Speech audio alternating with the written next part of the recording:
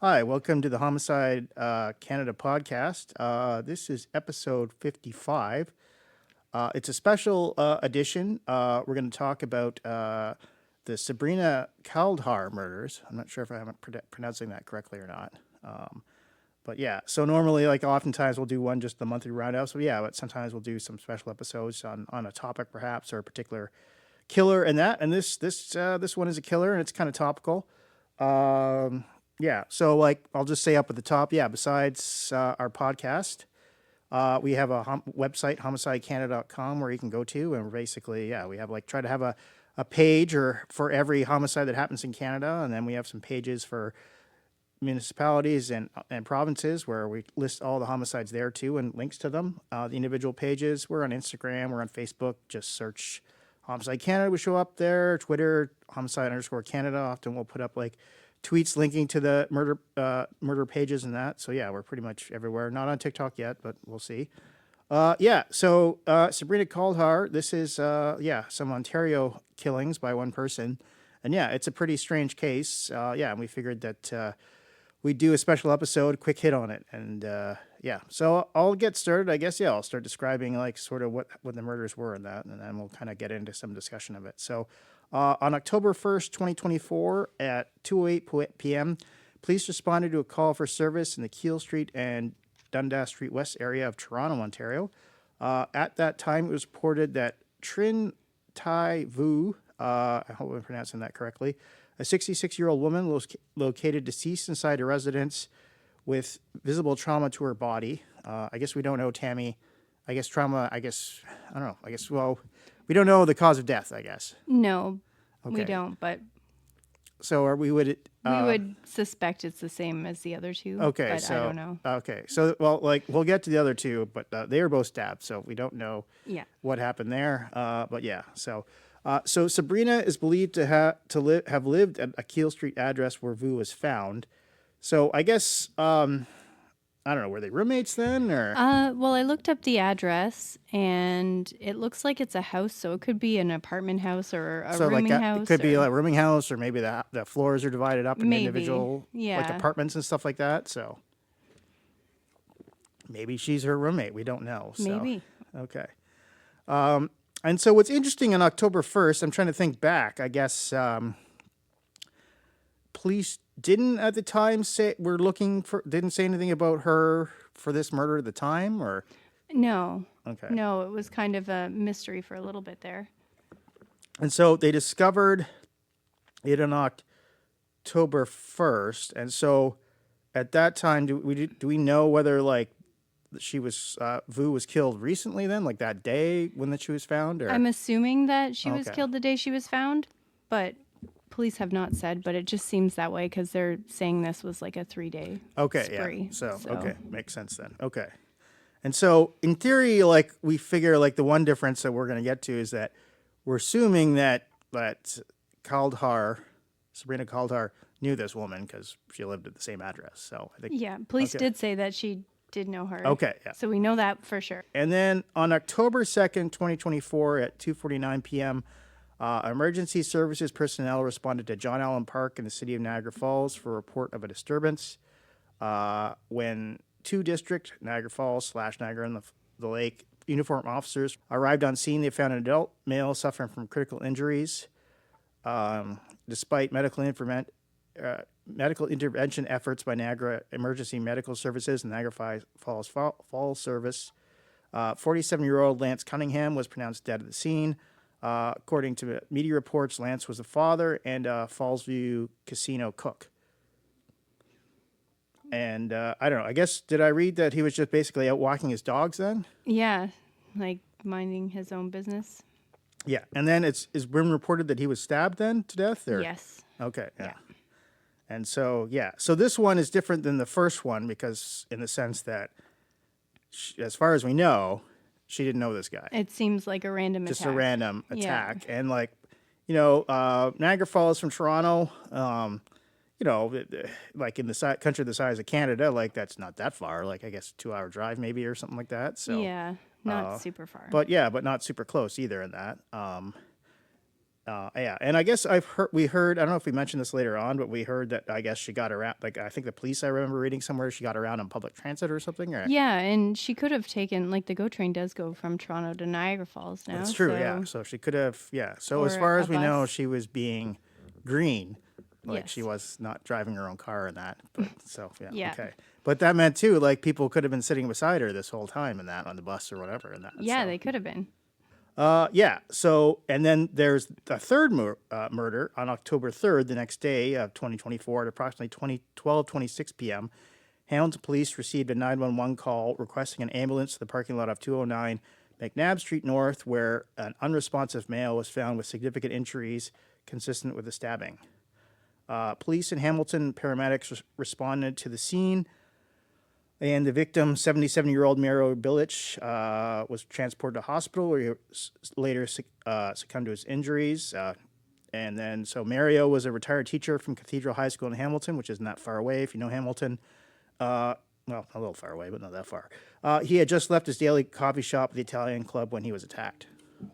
Living your retirement. Yeah. And doing your daily coffee run, and that happens. Like, Yeah, and that just seems like pretty random in that. Like, yeah, this is kind an of old man. Yeah, and this is like a little outside of downtown Hamilton, but yeah, like there's houses and stuff around, but it's, not, I wouldn't say it's super dense, but it's not like the suburbs either of that. No. So, yeah, it's interesting. I have a friend, Mike L. I won't mention his last name, but his father actually goes to that Italian club sometimes. So, Oh, wow. yeah. So I found out that my hairdresser was taught by him. too. Really? Yeah. So Okay. a lot of people seem to know him. Yeah. So yeah, he teaches high school at Cathedral. He's gonna, Yeah, a lot of people. a lot of people from Hamilton are gonna be like, taught by him and that. So yeah, and as far as we know, yeah, as we said, like this was random. The second one was random, and all within 3 days of each other. Yeah, it's weird. And there's a man who lives at the corner of McNabb and Colburn who has an Instagram account called Intervention Intersection. And he caught Sabrina before and after the murder. So if you want to look that up, it's intervention_intersection. And if I believe, I think I follow it now too.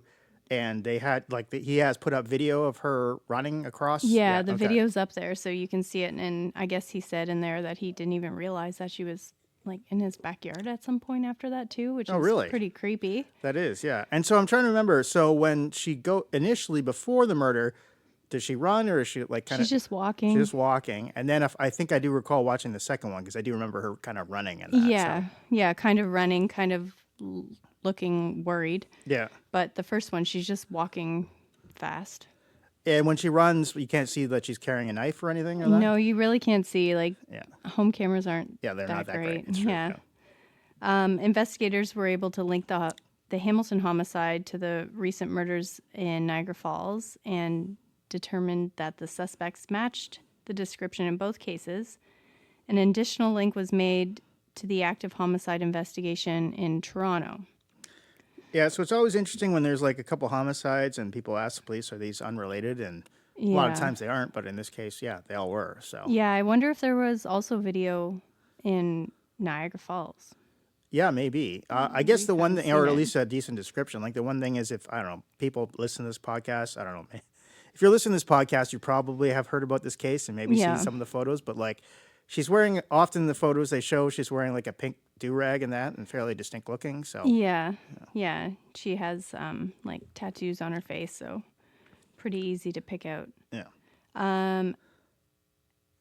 As a result of the investigation, 30-year-old Sabrina Kauldhar was arrested at a Motel 6 in Burlington by Niagara Police Service and uniform officers and charged with first-degree murder in the Hamilton homicide and second-degree murder in the Toronto and Niagara investigations. Niagara Regional Police Chief Bill Fordy previously said she arrived at the motel Thursday, October 3rd in the evening just as investigators were securing the location. So that must have been right after she allegedly committed the Hamilton homicide. Okay, because that would have been, on October 3rd. So they were at least able to pick her up. Yeah, so how did they know where she was going? That's what I wonder. yeah, I guess maybe I don't know. I wonder, was she staying there already for a night or something in that, or I'm not sure yeah, okay, because, yeah, it just says that she arrived at the motel yeah. in the Actually, I didn't evening. hear what I know. They said that she was a Brilliant Hotel. I didn't know it was a Motel 6, but I guess it kind of Yeah. sort of makes sense because I was going like, yeah, Burlington Hotel. That's There's I don't, not too many in Burlington. well, there's not too many, but if the ones that are fairly pricey in that, so Yeah, that's true. I don't know. Yeah. But I guess yeah, there is a Motel 6 there that would be a relative bargain in that. Admittedly, I don't know how much money she has, but Yeah, I don't know either. she's not driving around, so No. Investigators believe that Mario Billich and Lance Cunningham were randomly targeted while Kauldhar was known to the Toronto victim. And if anyone has information that hasn't been reported or sent to police, they have a dedicated tip line at 289-248-1058. so it's interesting that the charges in that only the Hamilton one was she charged with first degree murder, while in the other two she was charged with second degree murder. Yeah, that is a little weird. Because like I don't know, we like it in Homicide Canada. It's what people get charged with is pretty like I don't know for us like it's a big difference in terms of sentencing. Like first degree, if you get convicted of that, 25 years. It's a life sentence with minimum. I guess prison time of 25 years, so you're not getting out before that. Yeah. Second degree, it's still life, but it could be the minimum could be 10 to 25 years. Like that's up to the judge. And so, you could get, and usually I've seen for most, I think I would say what we see since we track them all, second degree murder most of the time is closer to 10 than 25, I would say, and most of the time in terms of stuff Yeah. like that. So, although she's killed 3 people, so that's probably going to Yeah, be I closer. don't know how that's I going don't, I don't know how that's going turn to go, out. but like, yeah. So, yeah, it's interesting. Like, yeah, first degree. I don't know. Crowns are often. It seems they don't often like. Sometimes you're like, this is definitely first degree murder, but the Crowns don't end up charging for that. Like, obviously, they got to prove it was premeditated. And a lot of people plea Yeah, or they plea in a that. lesser. But yeah, and a lot of times, like they'll start with first, like they'll charge with first, and then Yeah. they'll plea or whatever in that, or they'll go to trial and they'll say, yeah, I killed the person, but it was only manslaughter or only second or something like that. Yeah. But it's interesting that this case that like, yeah, 3 different police forces charged 3 different people, and it's interesting that the third one and they charged first with, but I don't know, and then her roommate in that, like, or potential roommate, I guess, in that. Then, I don't know. So yeah, I guess we don't know a lot exactly what happened, but you have to figure you kill one person one day, then you go and kill another person another day, and then another person. Then, that's kind of getting It on. seems intentional. Yeah, it seems pretty intentional to me. So Yeah. I don't know. I guess we'll see. Okay, so what do we know about Sabrina Kauldhar? Her parents are Avtar Kauldhar and Karen Sagal, who passed away at 54 in 2020. So both her parents were dentists, and her father still practices at Eastview Dental in Barrie, a practice that he started in 2011. So yeah, like obviously she didn't look particularly wealthy from the photos we saw in that, and like Yeah. she was getting around on public transit, but yeah, her parents were both dentists, so probably not broke, I guess I would say. Yeah. So Sabrina graduated from Innisdale High School in 2012. I guess that's in Barrie then, or Yeah. okay. Barrie, Ontario. Schoolmates on Reddit described her as quiet and never violent. Another said she wasn't in a good place and was estranged from her family. Her brother, Nicholas Kauldhar, told the Hamilton Spectator that he and his sister's relationship became strained in around 2013 after she started undergrad at the University of Waterloo, and they no longer shared common interests. There's no trace of her on any social media platform that we could locate it. And then, according to Redditors, she deleted her social media years ago. Yeah, so it's not unusual for people not to want to have social media, but she is younger, and Yeah. younger people usually have something. Yeah. I guess in theory, like, maybe she has to get under a different name and we just don't know Maybe, that. But, like, yeah. I don't know. It seems like she's been living kind of itinerantly, like, for a while now. So. Yeah. According to CBC court records, Kauldhar previously faced criminal charges in several Ontario jurisdictions, including Kitchener, Orillia, and Brampton. On February 14, 2018, she was convicted of a string of offenses, including break and enter, assault with a weapon, and assaulting an officer. For 2 separate assaults convictions, a court in Kitchener sentenced Kauldhar to 12 days in custody, 1 year probation, and 2-year weapons ban. The records provided to CBC News did not specify on what date the weapons ban would expire. And in 2019, a woman by the same name was arrested after she approached a vehicle near her home and began striking a passenger. And I believe that was in Sault Ste. Marie. Oh, wow. Okay. think So, so. like in Northern Ontario then. So, Yeah, it wasn't in Toronto. And police were called and they took Sabrina Kauldhar into custody, and she was charged with 1 count of assault and 1 count of breach of probation. so basically, we know that she's no stranger to the justice system. So. No, but it seems like it all happened, I don't know, since 2018. Like she hasn't been in trouble a lot, just all at once. I'm not sure. Okay, but her mother died in 2020, so she was already having problems before that. Yeah. So yeah, okay. As of today, October 15th, when we're recording this podcast, Kauldhar is charged with, as we said, the first-degree murder and the death of Billich in Hamilton, and second-degree murder and the deaths of Cunningham and Vu. And so, yeah, just to reiterate, the law defines the former as premeditated homicide and the latter as intentional homicide that wasn't premeditated or planned. According to the Hamilton Spectator, Jim Van Allen, the former head of the OPP's criminal profiling unit, in Aurelia told reporter Sebastian Braun there might be some clues as to what police think through the charge they laid. It could maybe suggest they think mental health is the reason, Van Allen said. The accused appeared to stalk and follow this last victim, Billich, for a brief time before he was killed, and maybe that's why they're talking first-degree murder on that one, but not the other two. Police have not commented on why they've laid the different charges or the motive at all. So, Yeah. I wonder how long she was hanging out around that club, or did she just catch Mario and decide like right then? Like, what was she doing around the Hamilton? yeah, and Or it's the like Italian club. 12:30 p.m. and that, so right around noon, lunchtime and that. So Yeah, and did she get off at the West Harbor Station? That's really close to that club. yeah, that's true. Yeah, so maybe she took it for Niagara, and then Maybe. yeah, and although yeah, you wonder too, did she like stay overnight in Burlington the day before, or Yeah. we don't really know, or knows? maybe she did in Hamilton. I don't know. So And at one point, the police were looking for a woman who was shopping at a Giant Tiger in Burlington yeah, Sabrina had a bag of items that Yeah. lady had purchased, but it turned out that lady was just a delivery driver. okay, yeah. So did she order clothes on Uber and did it get delivered to her? Like, that would also be terrifying for that woman who did the shopping Yeah, for it's, her. it's true because they did show a picture. I believe the media or like the police shared a photo of her to the media Yeah. and that, and then people are like, "Oh, is she her accomplice in that?" And then Yeah, poor woman is Yeah. just doing her job. yeah, she's just like doing out there Giant Tiger deliveries of clothes and that. So Yeah. potentially, so yeah, it's pretty strange. Yeah, so I guess we'll probably hear more. Although, like, obviously, if there was a trial, we'd hear a lot more, but I don't know. Like I guess like I don't know from what I've seen lately at Homicide Canada covering stuff like that. Like I'm pretty sure there's gonna be like a mental health plea here. Like, Yeah, maybe. I know that they sent her for a mental health evaluation before she did her video court appearance. So yeah. I wonder. So yeah, I don't know. I have to assume like any defense lawyer in that is going to like Yeah. say like this is like criminally not responsible in that. So Yeah. yeah, although admittedly she killed 3 different people on 3 different days in that. So Yeah. okay.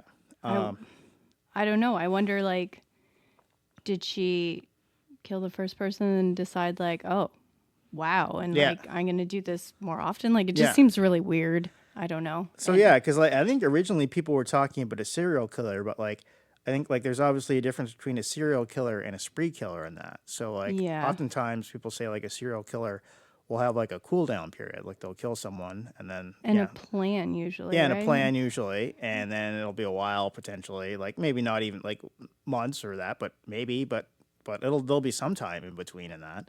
And Yeah. obviously this did not happen here. This was like 3 murders in 3 days, and like after like killing someone she knew, and then she kills two people she didn't know. So I don't know. If I had to say, I would say she's probably more. It's probably more of a spree killing than anything else in that. Yeah, So. I agree. Like, and I do think that mental health is involved with this for Yeah, sure. and so it's a good question. Like, will she actually see any criminal time, or will she be found like criminally not responsible in that? So I don't know. If I had to guess, I could see that happening for sure. So And I wonder if they will do the trial in 3 different cities, or will they all be in one? that is a good question. Yeah, because it's 3 different murders. I'm trying to think back to the Dylan Millard case in that. Like, I guess did they? I think they did the different killings, like his father and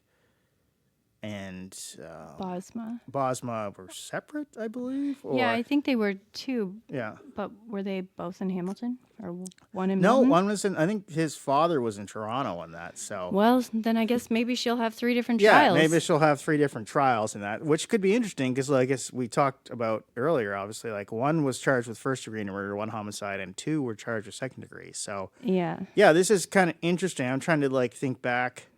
I don't know. I guess the one. Well, he's dead now. I was going to say there. What was it in Saskatchewan, Manitoba, where on that native reserve where that. I can't remember his name. That he got killed all those people in that. It was like, what was it, like 10 different people or more in that? Right, yeah, I can't remember. And so that was kind of like all, I guess, in one day. And I assume like if that went to trial, like, which it didn't because he ended up dead, that it would have been all one trial. But yeah, as you said, these are like 3 different victims, 3 different days, 3 different jurisdictions. So Yeah, it'll be interesting. it'll be interesting. Yeah. So I don't know. I'm on the side of that she's a spree killer. Also, I don't know. Like I like is like I don't know. Like should she be found not criminally responsible? I don't know. Like she kills one person that she knows, and then goes and kills 2 other people in that, and then I don't know. Like I don't Yeah. like. Does that necessarily mean that she has like a mental disorder and should not serve like prison time, but should serve it like in a mental hospital? I Or don't know. does it mean that she does have a mental disorder and she should still serve her time Yeah, I don't. and Well, maybe be properly medicated for? yeah, I don't know. Like that's the whatever's other thing wrong. too is like we don't know anything about like we haven't heard like if she's schizophrenic or anything like that, Yeah. or like any like those types of disorders and that often come up in these types of situations.